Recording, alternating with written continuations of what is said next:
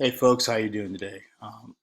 Just wanted to kind of just throw up a little brief video here, um, and this is quite fascinating. I'm going to go ahead and start it.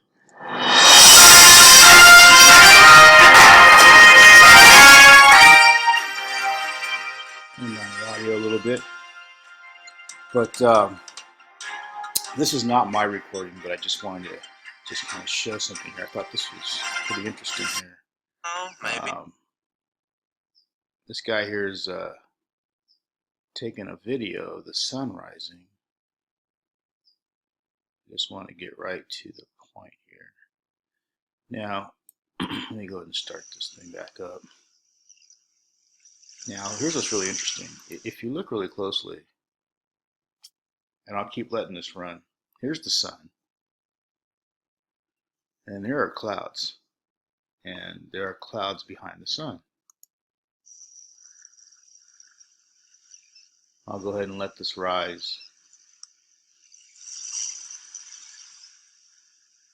Green colors.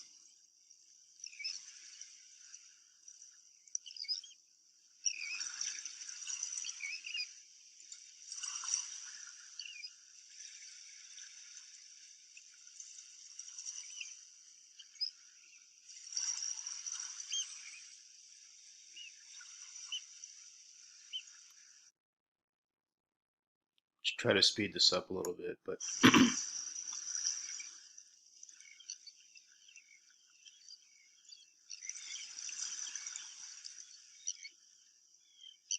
now you can clearly see that these clouds are in front of the sun here and here. Now, if if you subscribe to the flat Earth movement, you'll understand that the common understanding is that the sun and the moon are both, what, 32 miles in diameter, and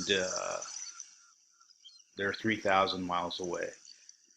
Now, I'm not going to go into how they determine that as 3,000 miles, but that's the common understanding. But here's the kicker, and I get this, It's and probably a ball in a sea or and something. I also believe that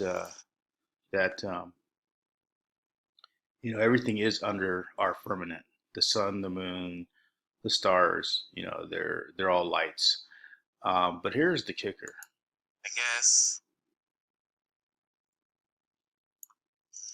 So you can see these clouds that are behind the sun, right?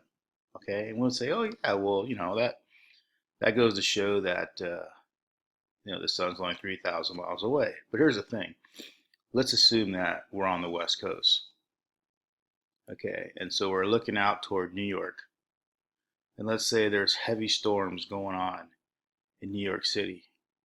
Can we, standing on the West Coast, actually see the storm clouds over New York? I don't think so. That's about 3,000 miles. So let's use that same logic there. If the sun is 3,000 miles away, then how far are these clouds that are behind the sun? Can you? And look like a look at the sun really. Look at that. Let me back it up a little bit here.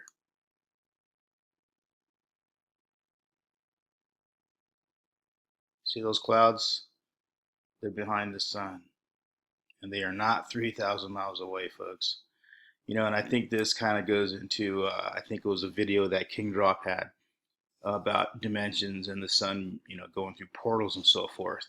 There's a lot that we do not understand about about our own environment. So, hey, if anybody has any comments or any insights as to an explanation as to how these clouds are in back of the sun, being that our understanding is the sun is 3,000 miles away, and we're looking at it from a point of perspective. Those of you that have taken drafting or engineering know what that is, or any kind of art class. Everything is supposed to be based on perspective, but here, 3,000 mile away sun, clouds in the background. I know we can't see storm clouds over New York City from the West Coast. So anyways, I'll leave it at that.